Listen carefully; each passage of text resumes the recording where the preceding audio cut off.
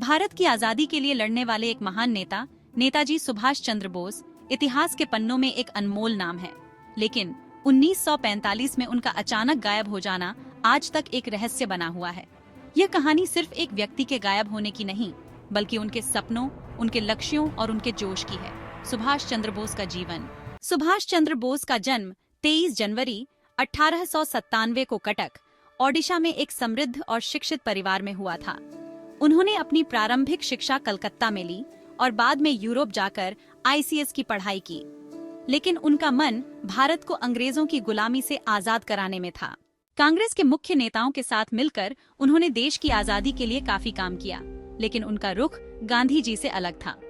जहां गांधी जी अहिंसा में विश्वास रखते थे, नेताजी को यह लगता था कि आजादी सिर्फ लड़ाई से मिल सकती है। 1939 में कांग्रेस के अंदर मतभेद के कारण नेताजी ने कांग्रेस छोड़ दी और अपने सपनों को पूरा करने के लिए एक अलग रास्ता अपनाया। उन्होंने आजाद हिंद फौज का गठन किया और भारत को अंग्रेजों से मुक्ति दिलाने के लिए एक नई युद्ध नीति अपनाई। प्लेन क्रैश का दावा।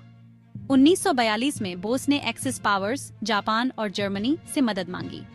आजाद हिंद फौज को जापान का समर्थन मिला और इसके बाद बोस ने बर्मा और अंडमान निकोबार में ब्रिटिश फौजों के खिलाफ हमला करने की कोशिश की। लेकिन 1945 में जब जापान ने सरेंडर किया, तब नेताजी को एक नया रास्ता ढूंढना पड़ा।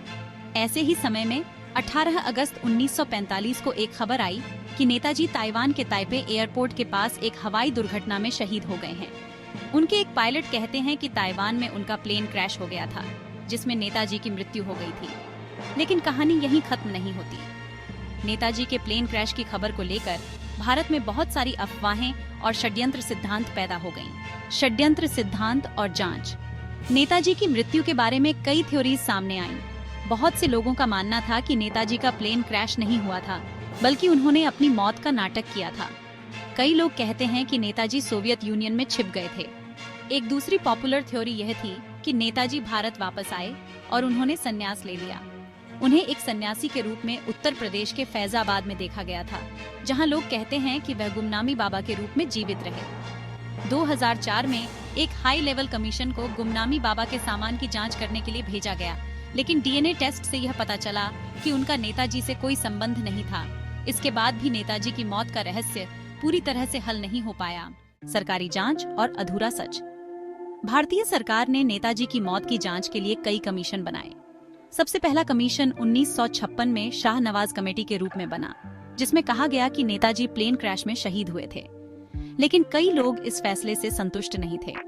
1970 में खोसला कमीशन और 1999 में मुखर्जी कमीशन की भी जांच हुई, लेकिन मुखर्जी कमीशन ने यह कहा कि प्लेन क्रैश की थ्योरी गलत थी और कोई स्पष्ट सबूत नहीं मिला कि नेताजी कैसे गायब हुए।